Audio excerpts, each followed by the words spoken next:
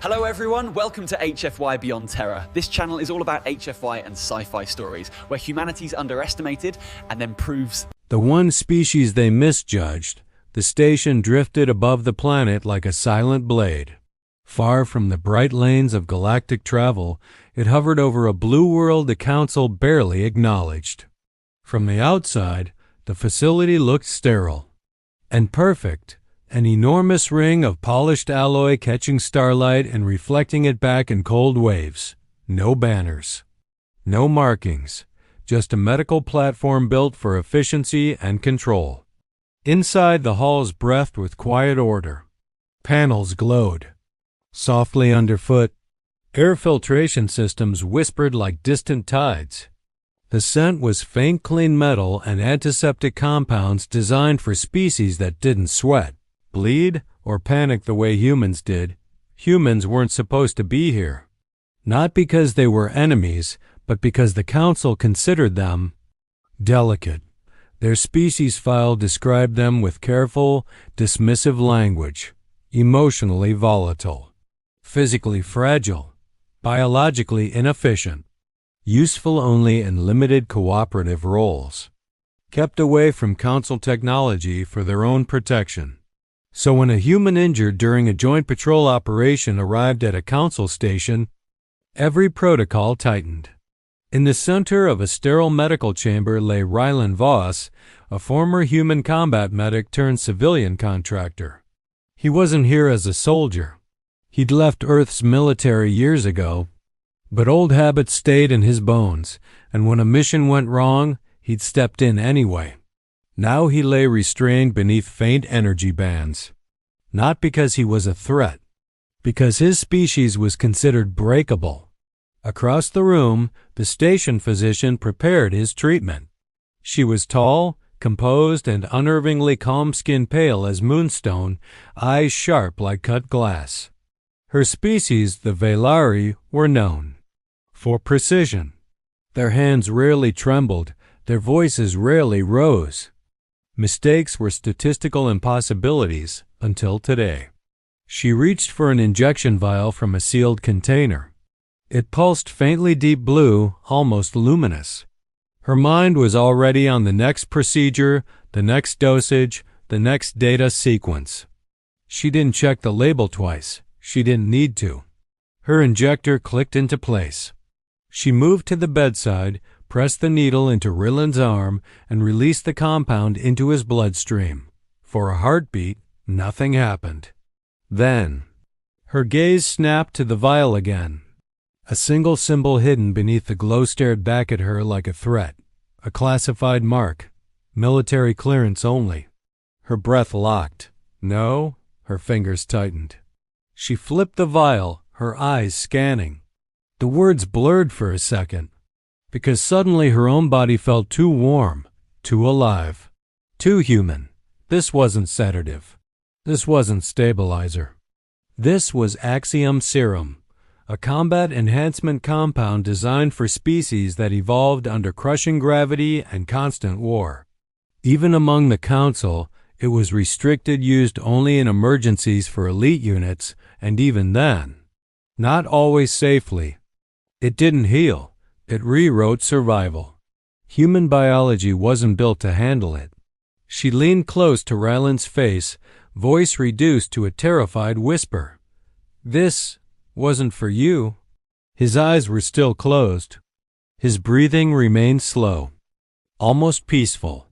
Then the monitors started to change. Soft warning tones replaced calm rhythms. Lights flickered from green to amber. Rylan's pulse climbed faster and faster, crossing human safety thresholds like they were meaningless. The physician stumbled backward, already imagining the consequences.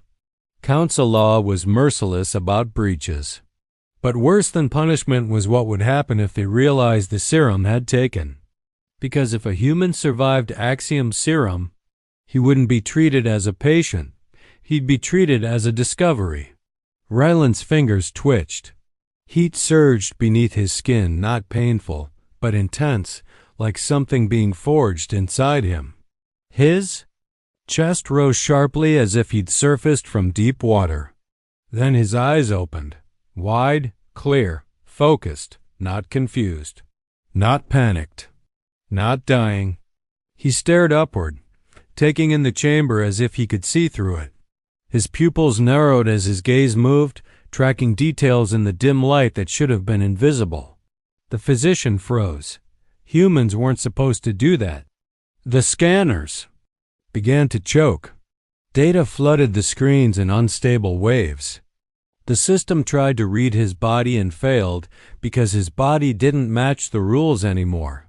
It wasn't rejecting the serum. It was absorbing it. Worse, it was adapting. The physician's voice cracked, barely audible. That's impossible. Raylan slowly turned his head toward her. Even the movement felt different, controlled, precise. What did you give me? He asked. The question should have sounded weak. It didn't. His voice was low, steady like someone who'd been asleep for years and just woke up with certainty. I gave you something you were never meant to touch, she admitted. Something that breaks people. Raylan flexed his fingers. The edge of the medical platform bent slightly beneath his palm. Not because he squeezed, because the metal obeyed the pressure of his presence like it suddenly knew better than to resist. The room fell silent. Then, without warning, every scanner in the chamber went black. Lights dimmed. Sound systems stopped. Alarms died mid-pulse. The station didn't lose power, it yielded. Emergency strips along the walls flared red. And somewhere deep inside Rillenvoss, something ancient, something the galaxy never expected to find in a fragile species stirred awake. The Council Come's footsteps echoed outside. Not medical personnel, security. The physician snapped out of shock. She lunged to a hidden panel and activated a shielding field. A low-energy veil formed around Ryland's bed, masking his biological output from standard sensors. If they ask, she whispered, you're unconscious. Don't move. Don't speak. Ryland's eyes stayed on the door. He nodded once. The door opened with a heavy hiss. 3 armored guards stepped inside, weapons glowing at their sides. Their helmets concealed their faces, but their posture screamed caution. They moved like hunters that had just entered unfamiliar territory. The lead guard spoke. Power spike detected. Explain. The physician forced her voice steady. Human patient experienced complications. I stabilized him. The guard stepped to the bedside and raised a visor scanner over Rylan. Numbers flickered, then stalled. The device failed. A pause, sharp and dangerous. That's unusual, the guard said. Rylan remained still, yet he could hear the guards breathing through the armor. The faint charge buildup in their weapon cores, the mechanical rhythm of their suit systems. He shouldn't have been able to hear that, but he could. The lead guard turned slightly. We will report this. The council will review. As they turned to leave, one guard brushed the side of the platform. The frame creaked softly. Ryland's hand shifted only an inch. But the entire bed trembled. The guards froze. The lead guard turned back slowly. Did you feel that? The physician's heart hammered. Residual discharge, she said quickly. The systems are unstable. The guard stared at her for several seconds, long enough to make truth feel like a fragile thing. Then he nodded. Fix it. The human is not cleared for further treatment. The door sealed again. Silence returned.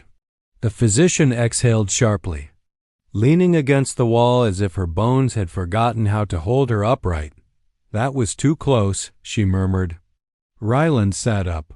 The restraints didn't snap with violence. They simply failed, like they were never strong enough to hold him. He swung his legs off the bed, stood, and stared down at his hands. I feel, he said slowly, searching for the right word. Awake. The physician took a step back. The serum was supposed to destroy minds before bodies. Rage, Madness. Instinct overload. Ryland showed none of it. He looked calm. Focused. Like a man who'd finally found the shape of himself. The real fear, a deeper alarm, sounded somewhere in the station subtle, controlled, but unmistakably authoritative. Council docking procedures. The physician turned pale. They're already coming. Ryland tilted his head, listening. He could feel it. 2 vibrations in the hull, power rerouting, command signals spreading through the station like nerves waking up. He looked up at the ceiling as if he could see beyond it. Shuttles, he said quietly. 5, no, 6, heavy escort. The physician stared. How do you know? I can feel them, Ryland said, and his voice was almost disturbed. By the truth, the station is blimpen loud. The station lights shifted to deep council blue, lock sealed in layered sequence. This was no longer a medical facility. It was a containment zone. The door slid open again. No guards entered this time. A black observer drone floated in, smooth as obsidian, with a single golden eye. Behind it, holograms unfolded, council members projecting in from orbit, beings of scale and light and shadow. Power given form. The drone spoke with chilling calm. Human designation, Ryland Voss. You are the source of a classified anomaly. Ryland met its gaze. I didn't ask for this. That is irrelevant, the drone replied. You will be examined. The council watched him like a problem that could not be allowed to exist. A voice spoke from the holograms. A human. Survived Axiom serum. Another voice, quieter. How? Ryland took one slow step forward. The drone drifted backward. Not from logic, from instinct. My body adapted, Ryland said simply. It's what humans do. The council fell silent. Then a phrase appeared across the holographic data streams. Human adaptability exceeds projections. The physician's breath caught. Those words had never been spoken about humans before. A different voice snapped. Contain him. The words struck the room like a blade. Rayland's posture changed not. Aggressive, but grounded. No, he said calmly. The room froze. You refuse the council? The voice demanded. I refuse to be. Treated like a weapon, Ryland replied, or a specimen. Weapons activated behind the wall's hidden systems powering up. The physician stepped forward quickly, voice urgent. If you force him, she warned, you will provoke him. The council ignored her. The drone's eye flared brighter. Stand down. Rayland exhaled. Closed his eyes. Focused. When he opened them again, the drone dropped to the floor, powered down. Every weapon in the room went dark. Not destroyed. Disabled. The council recoiled. No one had touched anything. A voice whispered, shaken. How? Ryland looked at his hands. I don't know, he admitted, but I'm in control. That terrified them more than any rage ever could, because if a human had power and restraint, then the galaxy had been wrong about humans all along. The DCI Sao and the council argued. Some demanded termination. Others wanted containment and study. A few silent until now began to question old policies. Then the highest council voice spoke, slow and heavy. Human Rayland Voss. Your existence challenges galactic order. Rayland's eyes didn't waver. Then maybe the order was built on a lie. Silence spread outward like shockwave. Finally, the council spoke again. You will not be detained. The physician's knees merely gave out, and the physician will not be punished. Relief sharp and immediate washed through the chamber, but the voice continued. However, humanity will be reclassified. A display appeared. Old labels faded, fragile, restricted. Observed. New ones replaced them. Adaptive, resilient, unbounded potential. Rayland stared at the words, expression unreadable. What does that mean? He asked. It means, the council answered, that humanity is no longer placed under limitation protocols. No restricted zones, no medical bans, no silent surveillance, freedom, but also fear, because the council finally admitted, we do not fully understand you. Rylan nodded once. That's fair.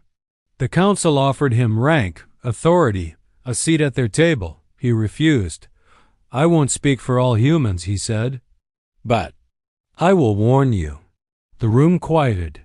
If you test us again without consent, Rylan said, voice calm as stone, you won't face one human. The meaning was clear. You'll face many. The council accepted his departure. The station systems no longer resisted him. They recognized him. Ipe Eloju back on Earth. The sky looked the same blue, calm, familiar. Rylan stood on a hillside with wind in his face and gravity pulling him home. The serum hadn't made him alien. It had removed the ceiling humans had always lived beneath.